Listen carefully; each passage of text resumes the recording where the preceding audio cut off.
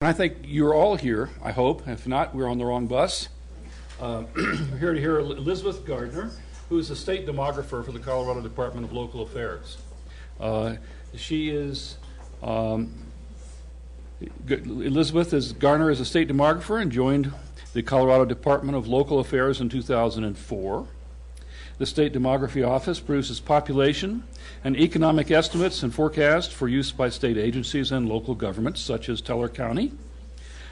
Elizabeth's background is as an economist, and prior to working with the state, she worked for 10 years with the CSU Cooperative Extension, managing a data center and producing economic and demographic reports.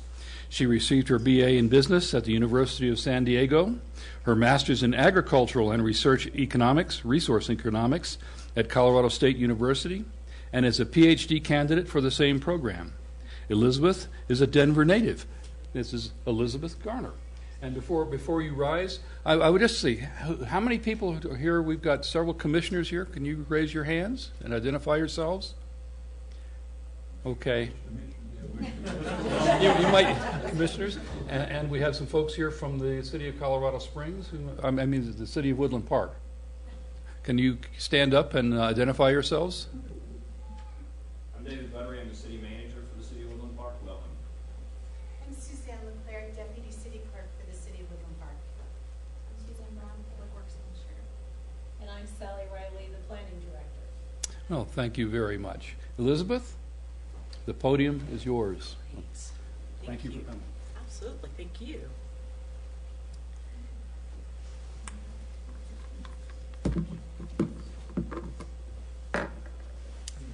Well, thank you guys so much for inviting me to be here. Can you hear me all right? Is that good? Okay. I have to admit, the only times I've been through Woodland Park is because my daughter goes to Girl Scout camp up at Sky High. And so I get to come here every summer, at least once, twice, drop her off, pick her up. So it's great to be here again. And it was great to see the rain. I know that was a little wet and a little cloudy today, but nothing like that for a change of pace, at least for Denver, where I'm from. It's been a little on the dry side. So I want to keep this nice and actually, if at all possible, as informal as possible. I want you to ask questions. Let me know if you've got any questions if anything comes up. This is for you guys. This is trying to provide some data and information for you. Also, Clay is with the Department of Local Affairs as well. Maybe he doesn't want to be associated with me. She's like, oh, she's such a nerd. I don't want to be around her. But we're on the same team, and so he can also help follow up with any information, anything that goes on. So, first of all, why are you getting invited? Why are you having the state demographer? What is a state demographer? So if you listen to the intro a little bit, demography is just all we do is study population change. And one of the things is that every state has a state demography office, which is great, and typically just one person. And so it's a small group of people that are state demographers, but it's a great opportunity for us to study information about the state and see what's going on. We are the state agency that's responsible for producing data and information about the population for other state agencies and local governments. We are a public information office, which is probably the best piece about it, because we produce data and information and make it available for everyone and anyone regardless. You don't have to be with the state. You don't have to be with a local government. You can be a private citizen. You can be a company. Doesn't matter. We produce data and information for everyone and anyone regardless. And we do a lot of data and outreach. So it's not only producing the data, which it's like you could give me the reams and reams of tables of data, and I'd be so psyched because I dig numbers. But average Joe is like, no, thank you. Please just tell me what it says. And so that's where we also spend a lot of our time, is also doing a lot of outreach, kind of drawing the connection between the dots on what's going on. So I'm going to give you a lot of information, lots of pictures, lots of graphs about what we see going on in the state, what we see happening in this region, what we see happening in the county, as well as in the incorporated places and even in some of the unincorporated. Start things off, always like to talk about, well, where is Colorado? Where are things going? So in 2010, we got the population count from the Census Bureau. Colorado's population was a little bit over 5 million, 5.03 million. That was a 17% increase from 2000 to 2010.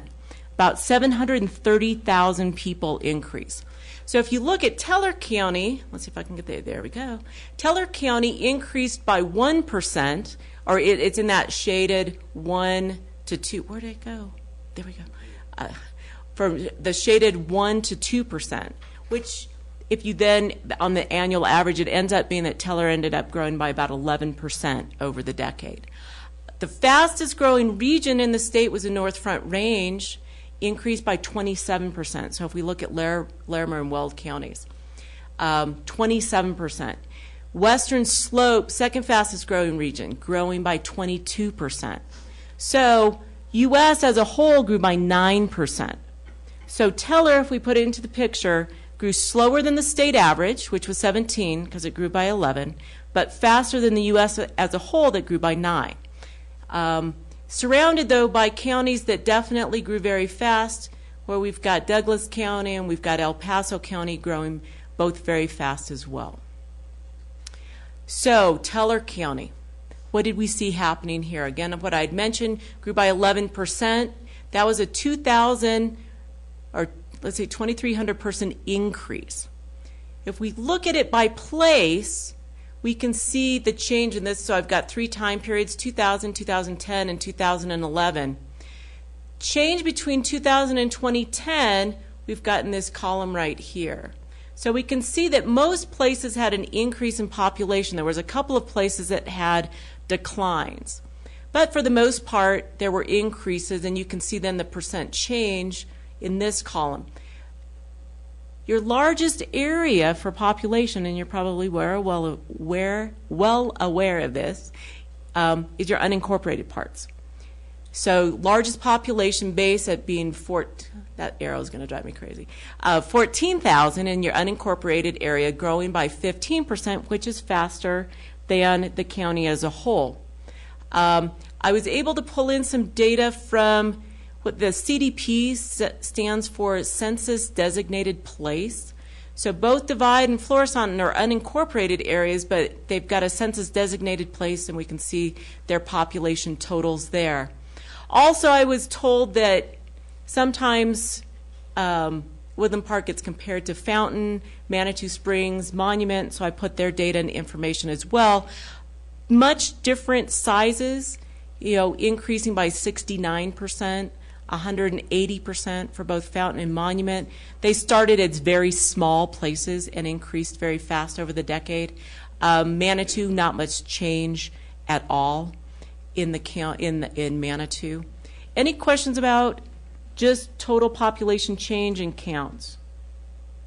All right, so table is nice, but what we really want to see is a better idea of where in the unincorporated areas are you?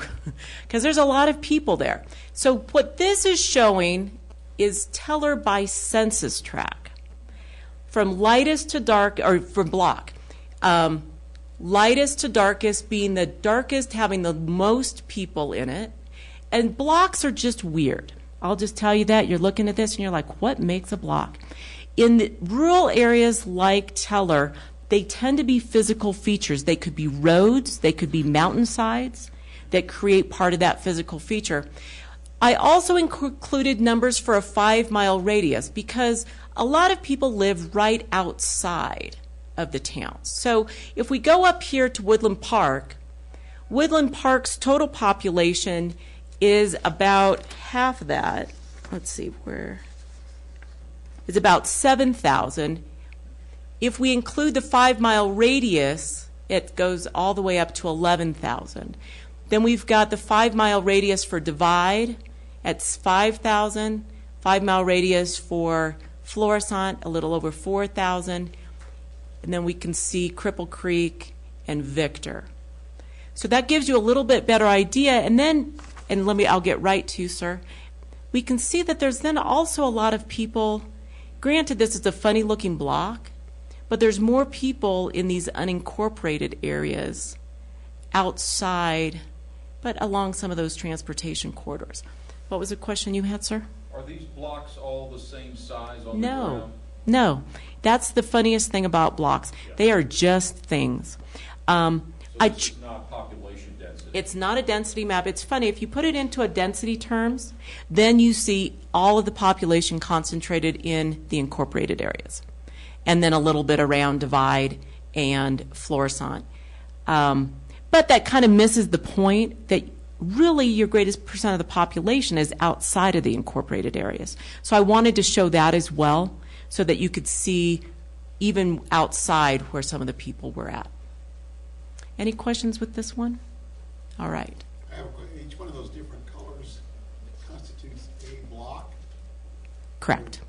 There are some blocks that merge together maybe In the same color, like especially in the, like if you look in the Woodland Park area, some of them will merge together. But like this is actually one block. And you're like, why? You know, it's the Census Bureau. I don't make the maps. So that's useful to somebody, But me, yeah. And it just, if it will follow, and it might make more sense on land where it might follow a physical feature that goes into it. Yes, ma'am. It follows some subdivisions that are larger in our community. Where that block is to the northwest of Midland right there. Uh-huh. That's why you see that block there. There are some large subdivisions in that area. And see, it could be those physical types of features. Like roads, again, roads tend to be the physical feature, or a mountainside will be a physical feature, or a river often is or a stream will be a physical feature that they'll follow. All right.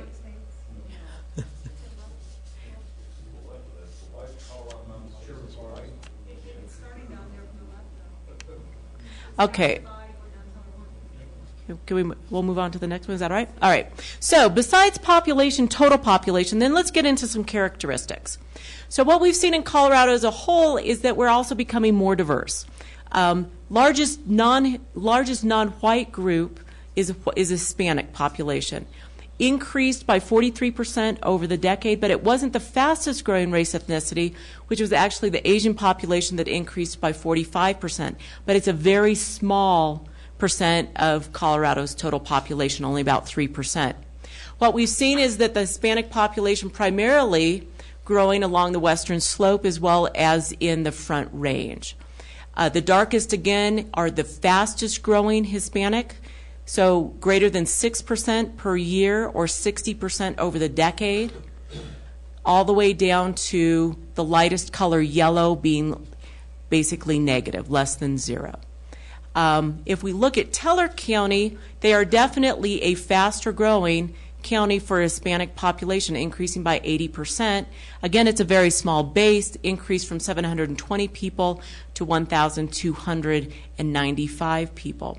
What's interesting is that when we look at the Hispanic population, and the reason I bring this up is that it's primarily at the young end where we see a lot of the population change happening. This is for Colorado as a whole, but it looks very similar for Teller County, where at the very young ages, this is the furthest column to the left, is less than 18. And what we can see is the largest share of the population in this red, that's the Hispanic population. So their largest share is at the under 18. And for Colorado as a whole, this represents about 30% of the population. If we look for Teller, that's only about 10%, a little over 10, like 12%. But it gives you the same shape to where the concentration is at the young end with then very small population at the older end.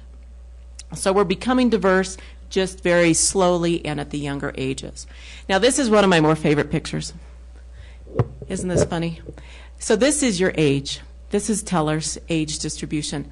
So we've got age along the bottom here, and this shows you the number of people by different single years of age.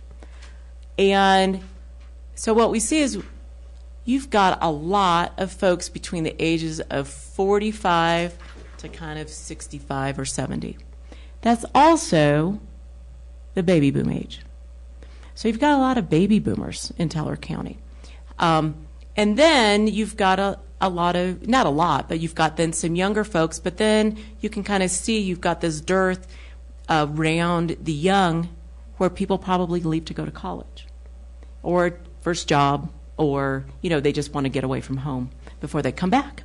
And so it's kind of cool to look at that because it's something for you guys to think about in terms of planning for the future, because if you've got a lot of folks in this age group, 45 to 65, and that's also where a lot of your workers are, what will a lot of those people be doing over the next 20 years? Potentially retiring. Some people will work forever, and I'm totally for that, but a lot of people will retire, and the big question is what will happen to those positions? Will you be filling them? Can you attract young people to fill those positions? Do you have the housing stock to make it affordable so you can house those people? So a lot of questions to be thinking about. Yes, sir. Has that distribution changed between 2000 and 2010? Not really. All it's done is moved. So this group of 45 to 65-year-olds were 35 to 55. Okay. And so a lot of them age, but let me show you a picture that's going to be even cooler to give you that. But basically, you've got this age distribution. There was another hand that maybe it was the same. Yes, sir. Do you have either the average or median age in 2010 versus 2000 for Teller County? I don't have it with me. I can certainly get it for you. I have the median age for 2010 in 2 slides, but I don't have that comparison. So what I wanted to show on this slide was what have you done over time? So over the last decade, this shows the change by age in Teller County from 2000 to 2010 by age group. So the green line down here is at 11%, which is how fast the county grew as a whole. What we can see is that for most age groups under the age 55 grew at or below the state or the county rate, except for we've got these 20 to 24-year-olds that grew a little bit faster. And in fact, many of those age groups actually have negative, which means they declined in absolute over the decade for those age groups under the age 45, except for the 20 to 24-year-olds. You attracted some of them. The red line is for how fast the 65-plus population grew. The 65-plus population grew by almost 100% over the decade, increasing by 96%. And we can see for the 55 to 59, 60 to 64 was the fastest growing age group, increased by 150%. And again, what's that showing is really the baby boomers moving into that age group.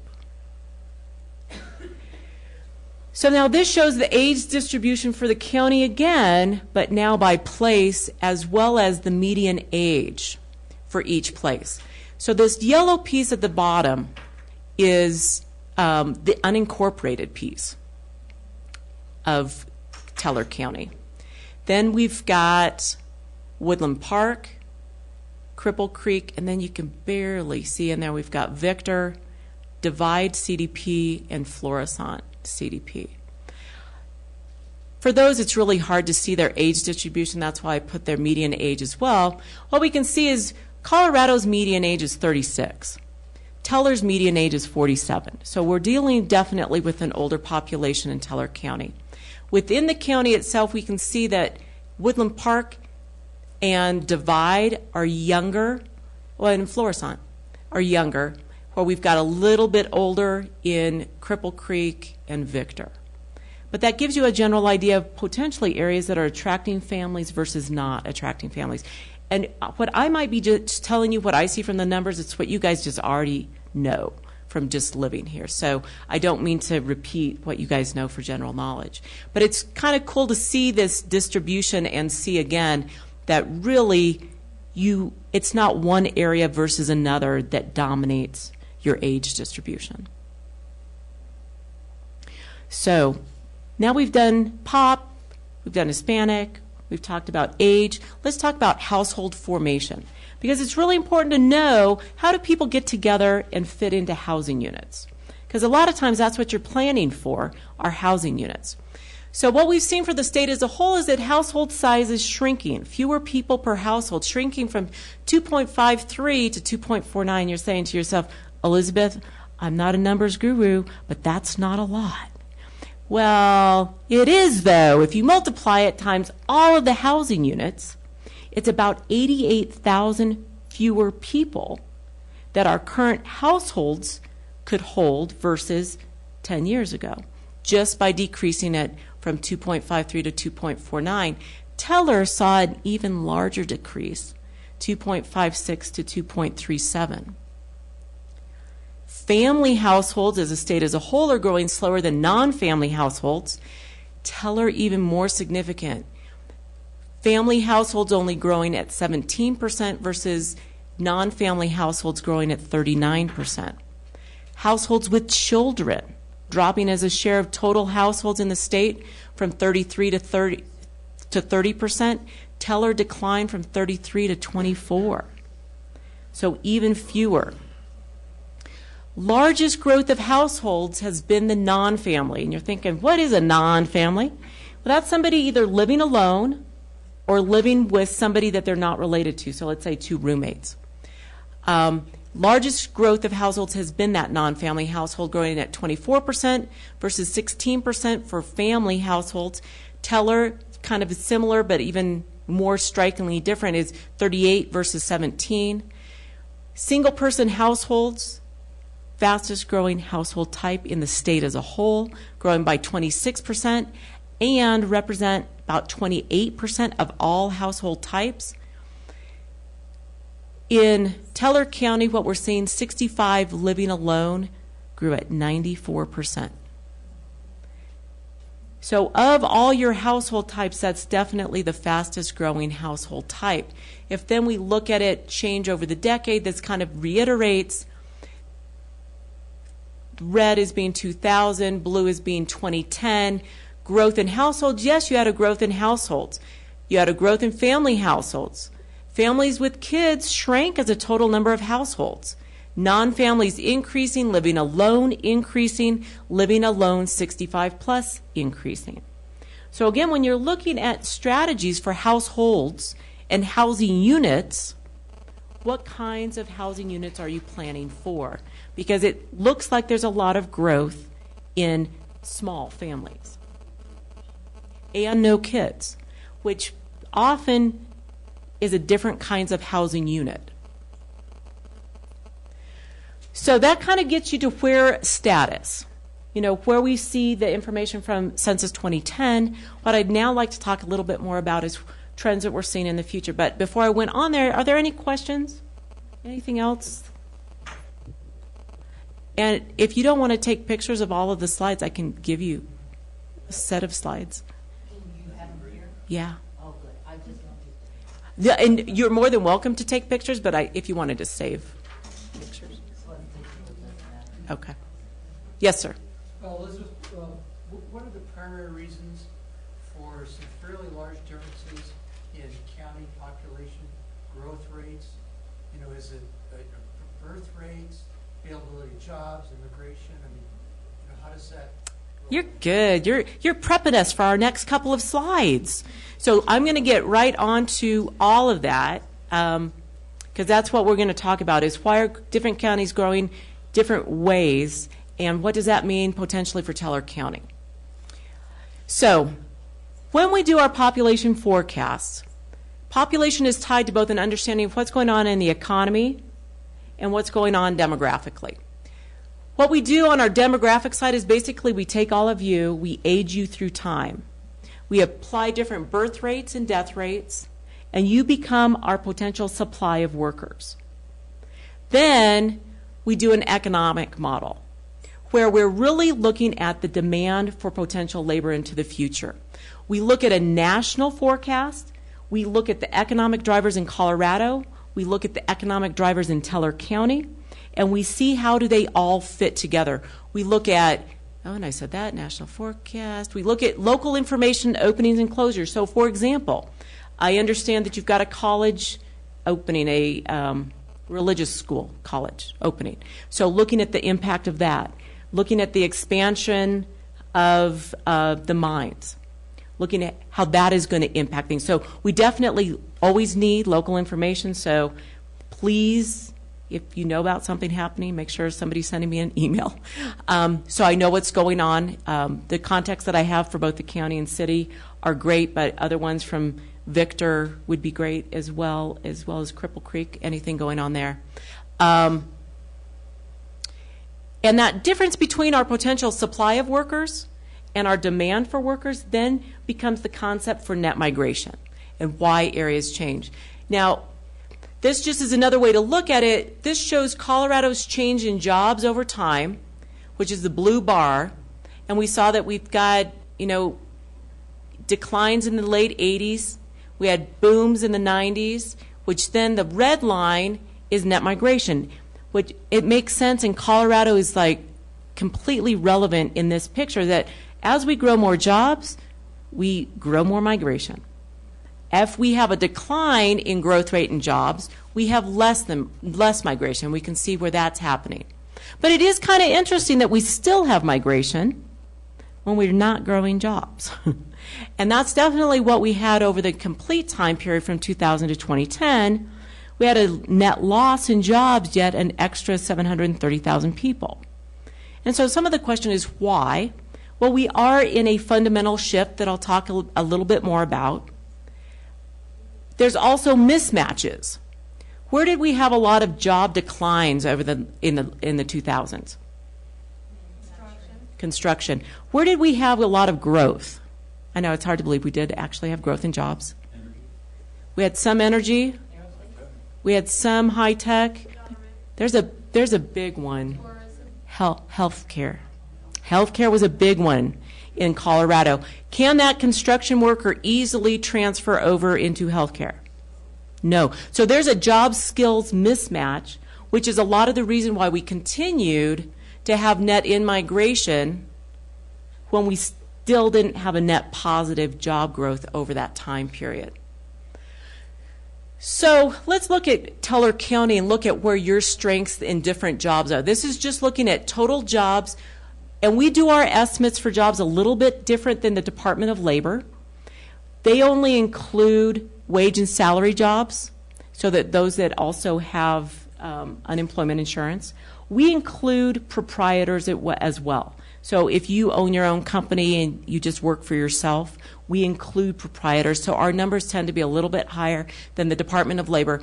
For 2010, our estimate for total jobs in Teller were 9,800 jobs, with the largest share up here in accommodations and food service. And then you can see all the way down the largest shares of different jobs by industry. But definitely you see government, and that does include local government, which also tends to include a lot of schools, is under that government job. Where did I go? Then you've also got a lot of retail trade, but then you've got some business services as well as other services, construction, and you can kind of see. If we take that information and we now put it into the concept of what is driving your economy. Okay, because if you look at just a total jobs pictures, you're like, all right, fine, but what is driving it? Where are the outside dollars coming from? This is a better picture. This looks at the economic drivers, and we'll start with the big purple beast. So tourism. Tourism is about 38% of your economy, which is pretty significant. And so obviously as things improve in the economy, things should improve with the tourism economy as well. This also includes your second home market. And you do have a fairly large share of second homes in Teller as well, where they're owned by somebody that does not necessarily live there full time, and they come up for vacations. Then we've got this weird one, households that are called commuters. Yes, you are somewhat of a bedroom community. You do have a lot of people that commute out to work, that work outside of the county and bring those dollars back in and spend them locally. Then you've also got retirees. Again, retirees that have outside dollars, savings, pensions, that then spend their dollars locally. Public assistance dollars. Household wealth. So these are just people that are wealthy that are not over 65. They're under 65 and they're wealthy. And then you've got kind of your traditional area, which is ag, manufacturing, mining, government, are all under this one called of traditional, that's 8%. Regional services, other regional services, and then regional services including education and healthcare. So that gives you a pretty good picture of how the economy is put together. And I see some questions. Where would telecommuters be put into this picture? Right there, commuter. So I was looking at the data, and it looks like you've got a lot of those as well. And it's, they're kind of nice because they get their money outside, they bring it in, they spend it locally, and they don't travel on the roads as much as a regular commuter. Like if they worked in Colorado Springs, if they were a telecommuter and worked and lived in Woodland Park, yet their dollars, their check might come from Cincinnati or something. Yes, sir. The gambling industry under tourism? Yes, sir. What about people who live outside and commute here, where they don't fit anywhere because we don't? They're not a job, right? Oh. They take it out. They're a commuter for somebody else. But I spend my money here even though I live down there. So that's cool. And that's great. They appreciate that.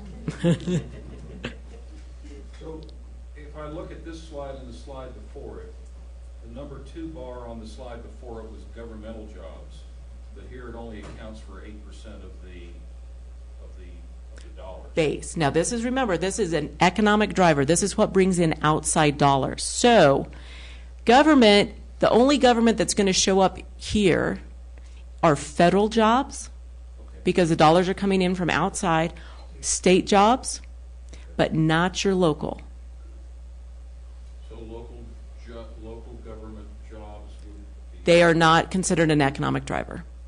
They would be called a local resident service. So what this specifically looks at is what's bringing in the outside dollars to your community. And what's cool or kind of interesting to look at is that you've got about 50%, where's this thing? There it is, that are really what you would almost identify as a house. So you've got the commuters, the retirees, public assistance, wealth, that are, they could just be your neighbor. They live here, and they spend their dollars here, but they're bringing in dollars from outside. And so it's kind of a different concept than a lot of areas where you'd see a large share on this traditional or other regional services. So it is, it's something to recognize where your strengths are. So let's talk about commuters. So Teller County as a whole, and you can make these for any geography, and they're kind of fun to do. This is showing the commuting patterns for Teller County as a whole. So we've got, and these are just estimates, okay? I always question the data. It's only Department of Labor data, so it does not include proprietors, which would be a large share of these people that actually live and work in the county. So we've got 3,700 people that actually live and work in Teller. We've got 5,900, let's say 6,000, that live in Teller yet work outside of Teller. I know the arrow's pointed to Colorado Springs, but that doesn't mean that they all go there. They could be going other directions. And we can see here that, yes, Colorado Springs is number 1, but we've also got Cripple Creek. Well, that doesn't count for outside the county. We've got Denver, Pueblo, Lakewood, Aurora, Greenwood Village, and I'm going to guess a lot of those people are also teleworkers where they live and work at their home and they just get their paychecks from other places. If we look at just specifically Woodland Park, we've got, and then you do have people that come in from outside the county and work in the county. So 2,400 people that live outside that work within. Woodland Park itself, you can see the numbers, 2,400 leaving, only about 623 that live and work in Woodland Park, and then other folks that live outside of Woodland Park that work inside. And when this outside number, means actually outside of Woodland Park, not outside of the county. But you can see again that it's a big driver. Those commuters are a big part of the economy. Now, I'm just going to say caution, small sample size. So we're talking about small numbers here, but it gives you an idea. These are a little bit different. Both Cripple Creek and Victor are a little bit different. Cripple Creek bringing in a lot more people that live outside of Cripple Creek to work in Cripple Creek. Very few people living and working in, and then you've got some people that live in that work out. Victor, raise your hand. Do you live and work in Victor? Because there's 4 of you. No. Like I said, it's a small sample size, but they should know each other. But then you've got numbers that leave and numbers that come in. But that just gives you a general idea for what is happening and how big that commuter piece is to your economy. So as Colorado Springs goes, as El Paso County goes, a large segment also of your population goes and the wealth in your county. So this is just then another way to do a little bit of a comparison with the other potential municipalities that you might compare Woodland Park to. Manitou, interesting, it does not have a lot that live and work in the municipality. A large set, 90% live in but are employed outside. Fountain, again, very, very similar. A large basically 90% that live in and work out. So Teller is definitely more diverse than these, what you would consider other bedroom communities. And so maybe I wouldn't even categorize necessarily Teller or Woodland Park, really that huge on the bedroom community side, because again, you've got a lot going on in your county and in your municipality itself where people are staying here and working. I also then just threw up some numbers for median home price in those other places as well to see how you fare against the other municipalities. Manitou Springs leading off the list in terms of $339,000 for median home price. This is $2,010. Woodland Park, you can see $241. Teller, $226, Fountain, $181. So different areas are going to attract different people. Again, you've got different household size. You've got different price points, potentially different types of household types in terms of family, non-family. Any questions on that? Okay. So now getting even more specifically to your question, how does a place change by population? Well, you've got births, deaths, and net migration, and this shows Colorado's population change over time. The blue piece being net migration, the orange piece being births minus deaths. From 2000 to 2010, where do you think Teller fit? How much of that increase of increase of 2,300? How much of that 2,300 was from births minus deaths? Come on, toss out numbers.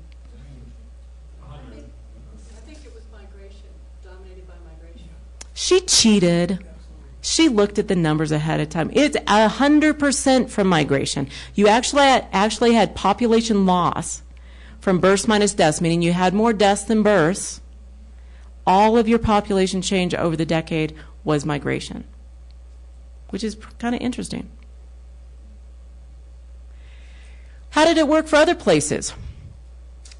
So if we look around the counties in the state, what we can see is the red ones and the yellow one, red, orange, yellow, were all positive, had net in migration. Blues and grays had net out migration. So we can see Eastern Plains, lost population from migration. We can see a couple of the mountain counties in the northwest, a little bit in these central mountains. But Teller definitely had positive increase. We had very fast net in migration in both Weld and Douglas. Denver and Jefferson County net out migration. Big old places, big old counties, net out migration. They have more births than they can deal with, so they have to out migrate them to make room. But typically Denver and Jefferson always have net out migration. This is Colorado's migration by age. So it's always kind of nice to know what kind of people do we attract to the state. So this is Colorado's net migration. What age group do we attract to the state as a whole? 22 to 37, 25 to 35. Okay. In fact, the Denver metro area was the #1 MSA in the U.S. for attracting 25 to 34-year-olds from 2006 through 2010. In the U.S., can you imagine? This gives you the number at 65. The red line is at 65. Do we net migrate a lot of people over the age 65 to Colorado? Nah, not a lot, but it's positive. It was a positive 6,000 over the decade. That means about 600 a year. We're not a Florida. We're not in Arizona. We attract a lot of young folks. What does Teller look like? Dun, dun, dun, dun. A little bit different. So, that same age group leaves. And it could be jobs, it could be universities, it could be they just want to get away from mom and dad. They need to live on their own for a little bit. But then, once you hit 35, there's a lot of people that come back. And that's where you get a lot of people, and it's these 35-year-olds that then bring the kids, because you don't have a lot of births here, you just migrate them here. If you look over 65, you do get a positive bump, and it actually stays positive all the way through. It just gets a little wiggly around the 0 button. But it's still positive when you sum all of this up, even from 70 forward. It's positive, but it's not a big one. Elizabeth, so what, if I interpret correctly what you're saying, if we think of Teller County, the Pass area, as a community, then we as a community are not driving our own numbers of population by having a community where families continue to live here generation after generation, but we're importing them at some point after age 30 or so, bringing their children in. So our future is, at the present time, set by our ability to attract families, not by the fact that families are forming here generation after generation. We no longer have that demographic that we had before the 70s. Absolutely, in net terms. In net terms. So you're going to say, oh, no, but my neighbor had kids, and they've grown up here. Yes, we're talking net numbers. And, you know, it's actually pretty cool that you attract people. And just remember that this 20-year-old that you lost might be this 40-year-old 20 years later that you attract. And often it probably is, because a lot of people do go back to where they were born and grew, or, you know, at least where they spent some formative years.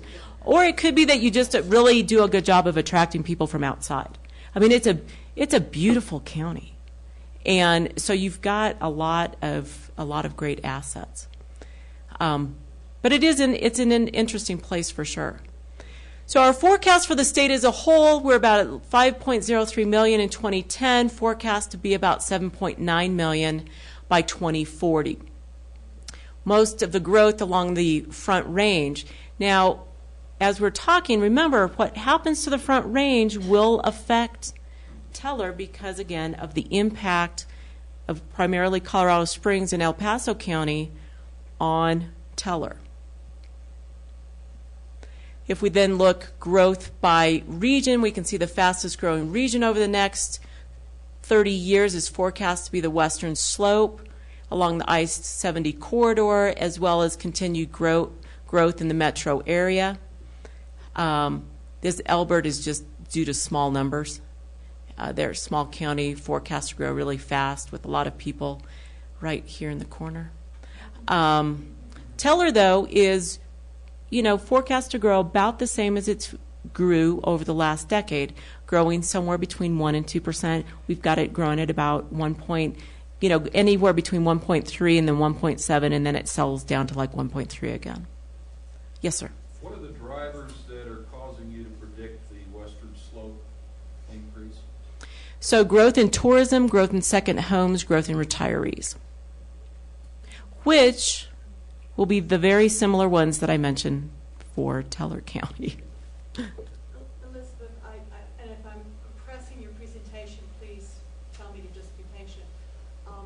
Why would we be predicting any growth at all for Teller County from 2010 to 2040 when there is no more water as natively here in the county, nor is there, with over 60% of our land in the county, either national forest or state forest, there's no more land to beyond what's currently available to develop. I mean, where will they come from, and how will we give them water, and where will they live? I don't understand how we can attract them. This is perfect. I've got my two segue people. So this is a really, really good point. One, water is nowhere in my forecast. I talk every year to the Colorado Water Conservation Board. I ask them, should water be a constraint in any of my counties? My counties. When I do the county forecast, should I use it as a constraint? They have told me no. So I do not throw it in as a constraint. Do you want to give me a constraint for Teller County?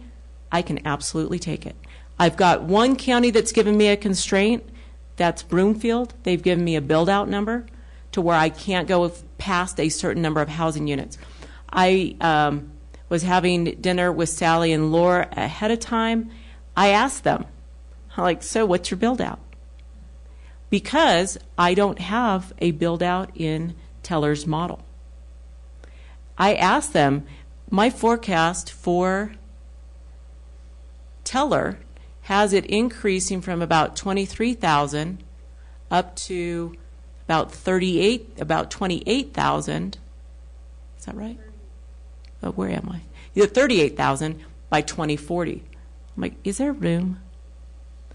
And so we're going to now be going back to the drawing board to talk about it, not only in terms of people, what happens about jobs. Right now I have jobs at 9,800 in 2010, increasing to 18,000. A lot of those driven from commuters, tourism, regional services, retirees, and resident services. Actually, most of the jobs coming in what I would call residential services. Is there room? Is there desire? When I put this model together, I look at where is Teller's base industries. Where does it fit into Colorado's picture? What share does it hold? And where does that look like in the national picture? So all I'm taking is where Teller currently fits into the picture and sharing it out the same way into the future, saying that you're going to grab a continued share in tourism, a continued share in regional services, definitely a big portion in retirees, and then this large share in residential services because, again, a lot of what drives your economy are households. I want you to tell me no. I want you to tell me yes. This is totally possible based on numbers, based on your ability to attract from what will be going on in El Paso County and the rest of the Front Range. I understand that your numbers are coming from census data. Do you also look at data such as what's available from the local school districts, which demonstrate a drop in the number of families since 2007? Absolutely. So we don't have a lot of kids forecast. Yeah, no, we have a lot of baby boomers. We have a lot of retirees. And then, and it's kind of interesting to walk to picture. If you grow this residential service section, who typically takes residential services? Who works in those kinds of jobs? Younger people. And what do younger people do? They get together with other younger people. And then what do? They have babies. So you can look at some other mountain communities like Summit County, like Eagle, not saying that you're a resort county, but as you grow that residential service section, if they live here or do they commute here, you have a potential to grow kids. If you have housing services for those residential services that could grow here. Or you could be like Boulder, and I'm not saying a good or bad on any of these options. Please don't take this as any comment of positive. Boulder put a constraint on housing units. They built commercial, so they still had businesses coming in, created more commuting. House prices went up. Decline in child population. Was that an intended consequence? You know, did they purposely do it to get rid of kids? No. Well, I don't think they did. Housing prices increased. Your family with small kids typically can't afford it. And so people, you know, I'm going to guess, just from looking at the data, that potentially you have a little bit lower price housing units in Florissant and Divide area, because that's where you have a little bit younger population. So again, I'll be working with Laura, I'll be working with Sally, working on these numbers to see what is reasonable, as well as I'd love info from everybody. So, any other questions on this one? All right. So I'm just going to hit some more highlights. And this is going to be one of the big drivers. Boomers. Baby boomers. How many of you are a baby boomer? Come on, be happy. Admit it. So, a lot of times you'll hear people talk about it is Colorado's getting old really fast. You're like, wait a minute, how can it get old really fast? We only have one birthday a year. So, and it's still the same case. We only have one birthday a year. But the point is that Colorado really has never had a lot of people over the age 65. So you even saw that in Teller County, your fastest growth in population was that 60 to 65-year-old, and that's just because you didn't have a lot of them beforehand. You've got this big group of baby boomers, the leading edge that was 65 in the year 2010. So you've got this growth of people, and so Colorado's got the fourth lowest share of people over the age 65 in the U.S. About 10% of our population is over the age 65. Baby boomers born between 46 and 64, currently somewhere between 47 and 66 years old, 67 maybe. There are 1.3 million boomers in Colorado. And they could all, not all of them, but a lot of them could be looking at Teller County as a place to retire. It's beautiful here. It's not that far from services that they may need or want. Teller County is the 6th highest percentage of boomers in the state of all counties. With 9,000 of you, 40% of your population is a boomer. Can I ask who's the first highest? It is Mineral, and then we've got Gilpin and Clear Creek, and then I'm going to forget. Oh, I don't remember 5. Sorry, 4 and 5. But it's, you know what? It's small mountain counties, typically on the eastern plain or on the eastern slope. Mineral, no, but that's just a small population issue. I mean, they're just small. But yeah, I mean, Gilpin and Clear Creek are huge for boomers. They're the big ones too. By 2030, Colorado's population 65 plus will be 125% larger than it was in 2010, increasing from 550,000 to 1.2 million just from aging. We don't migrate a lot of people over the age 65. So this is just from us turning 65. Large group of people. Today, 1 in 10 of us are over the age 65. In 2030, 1 in 5.5 of us will be 65. Are we different than the U.S.? Yes, we are different than the U.S. Is it because we've got more boomers? No. It's because we have fewer people over the age 65. Colorado's growth from 2010 to 2020 will be about 1.8%. Colorado's population 65 to 74, that leading edge of boomers, are growing at 7% per year. Colorado, U.S. population, same age group, is only forecast to grow at a little over 4% per year. So we are different. Now, hopefully, a lot of you are starting to already think in your head, I've got a potential market growing at 7% per year. This is showing you a picture of the baby boomers.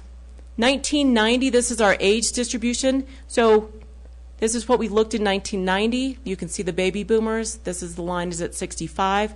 The green line is Colorado's age distribution right now. You know how Tellers was very different, how you had this big peak and then you didn't have people and then you peaked back up again? This is Colorado as a whole. So you can see that Colorado as a whole is definitely different than Teller as a whole. And you can see that leading edge of boomers hitting that 65 plus. By 2030, which is the brown line, all of the boomers will have turned 65. Couple of clarifications with the graph. People freak out sometimes. They look at the slope of this line and they're like, oh my God, do people really die that fast? And no, this is not a death curve. This just shows how steep the slope is because we haven't had a lot of people over the age 65. They also freak out that I don't end it over here, and it's not like they just all of a sudden disappear at 90. It's just that we aggregate the entire 90-plus population into one number, and so this number would go back up the hill. So just then, and this is where Teller could be impacted, all of these people over here. It's like, yeah, there's a lot of people here, but look at all of those that are forecast to come. Why? Well, I'm leaving my job. Boomers are 37% of the labor force. Over 1 million people are forecast to age out of the labor force over the next 20 years. They plan on staying in Colorado. We need someone to fill their job. We don't have really a net out at 65, so that's why we're assuming that majority of those people will be staying in net numbers in the state. I age out, somebody takes my job, and I also create a quarter of a job from my spending.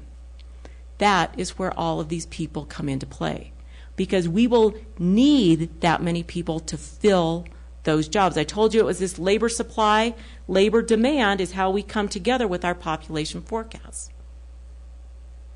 So what are some issues? Again, hopefully you'll go away from this knowing that, again, the issue for Colorado has really been because we haven't had a lot of people over the age 65. We migrate people here between 24 and 37, and guess what? When you grew a lot of people in the 70s, they were baby boomers, it's taken you 40 years to turn 65. Thank goodness, right? Not any faster. But that's the way it's worked in the state, is we've just had to age through it, and places will vary by region. 9% of the population is over the age 65 in Adams County. Very young population. Other counties have over 40% of their population over the age 65. So it will definitely vary by county. Huge economic driver and a big question, and thank goodness you guys have is it a medical center now? I think that was a really, really good idea. People over the age 65 support about a quarter of a job per person over the age 65, or each person over the age 65 supports about a quarter of a job from their spending. So forecast to increase from about 137,000 jobs to 436,000 jobs by the year 2030. Just in healthcare, support for a person over the age 65 supports about 0.1 job. So every 10 people over the age 65 supports one healthcare worker with their spending. Huge impact, huge potential with the market growing at 6% per year. This is an incredible market for products, services, travel, housing. You've got an amazing area out here where you could, in Colorado, we've got a lot of baby boomers and they've been incredibly active. They've developed the concept of adventure tourism. They've maybe done too many hikes or fallen down too many ski slopes. They're on their second or third hip, maybe first or second hip. Now they're going to want the low impact adventure tourism. And what a beautiful place to try it out, but in Teller County. That's why we are forecasting the growth that we are. It could be the case that the county or municipalities don't have that interest, and so we will change our forecast. What we put together is not what will be, but what could potentially happen. But it's an amazing market, growing at 6% per year over the next 18 years. Huge impact on your labor force, and that's something important to be looking at. You've got an older average age in the county. You hopefully are looking at succession planning within your own industries, because again, as I mentioned, a lot of people are going to be exiting over the next 20 years. Increase in demands for replacement, and then definitely in demand for home health care and home health aides, health care as a whole. Largest increase in leavers from the labor force will be between 2020 and 2025. Some of the oldest aged industries are education, health, utilities, mining, and government, which are all fairly significant sectors, again, for Teller County. What kind of succession planning is going on? And then, I retire, I like my house, I'm going to age in place. Is there room for the new worker to come in and work and live in Teller County, or is it going to become the reverse commute to where they're actually living in, Denver and working in Teller? Heck of a drive, but, that's something to be thinking about, is what are potential for the future. Housing, do you have the housing stock? Retirees, will they stay or they go? Will they increase migration to this area? Definitely you get a spike right at 65. So you know that you are attracting people over the age 65 to Teller County, primarily between 65 and 75. 38% of households over 65 are living alone. I know you don't get totally dumped on all the time, but you do get your share of weather. For those 65-year-olds living alone, or maybe those 75-year-olds living alone, are there services available so that they can age in place? Somebody to help do their walk, potentially transportation. Again, types of housing demand, single family, stairs, assisted living, nursing care, something to be looking at in terms of what kind of housing do you have available in the county. Location choice related to amenities, health services, transportation services, huge transportation services and costs. If the medical services are here, awesome. If they end up having to go down to Colorado Springs, are there transportation services between here and Colorado Springs for the person that's over 65 that doesn't want to drive? Something to be looking at. So just to tie up points, and then any questions that you might have. Definitely we're forecast growth for the area. It's slow to moderate, about 1.5% per year. Definitely becoming more diverse, especially at the young end. Talked about how you're aging, a lot of baby boomers, and aging at those older ends, definitely a loss of the population at the younger end. Household types, fastest growth in the non-family, single-person households and single-person over 65. Economies definitely based on tourism and households. But I don't want to understate, the impact of the mines and other services that are in the area, but in terms of absolute jobs, definitely it's important. The tourism and households. Commuting is huge. Migration, you attract people. It's a great thing that you're attracting people. It would be a bummer, well, depending on what you really want. But if it's nice, how about this? It's nice that people are attracted to you. It's better than not being attracted to people, right? I mean, I don't want to make it sound like I'm pro-growth or anti-growth, because I'm not. I'm like a I don't have a side. But, you'd rather be attractive than not attractive, right? Aging of the boomers is going to be huge. And, again, you're a great place. You've got a lot of them here to begin with. Sometimes people glom together as they see like people. So you could be even more attractive to more boomers, which will definitely have a huge impact.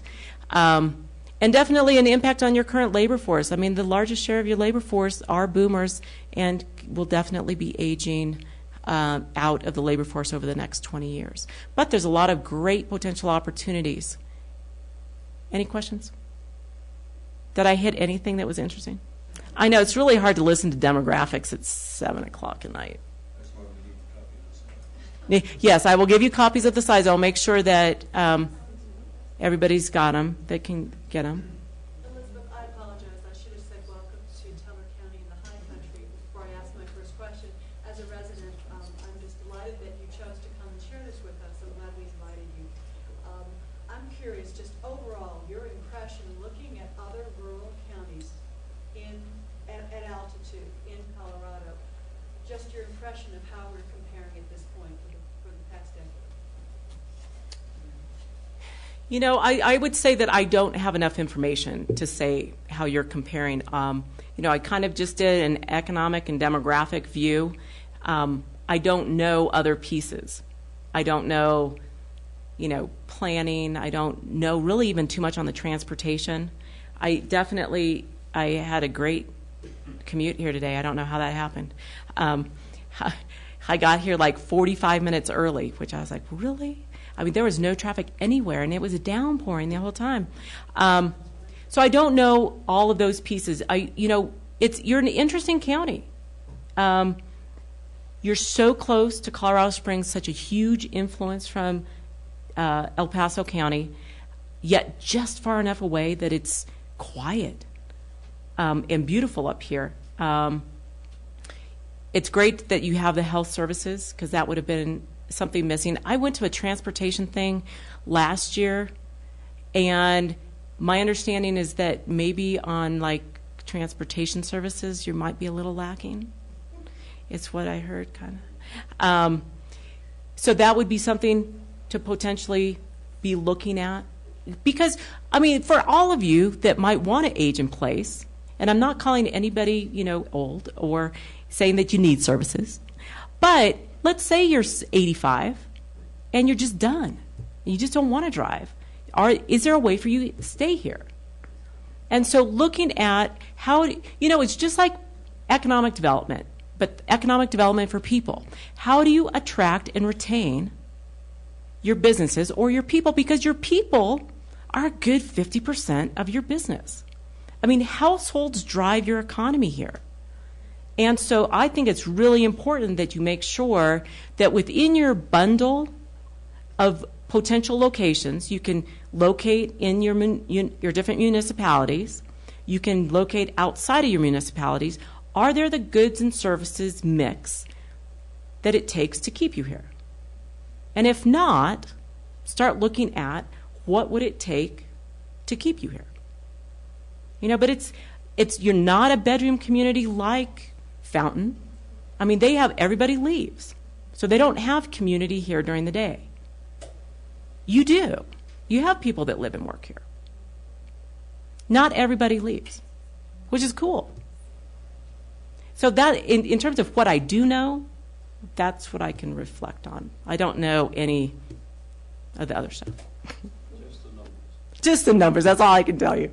In that commuting slice that you had up there, did you distinguish between telecommuters and real commuters?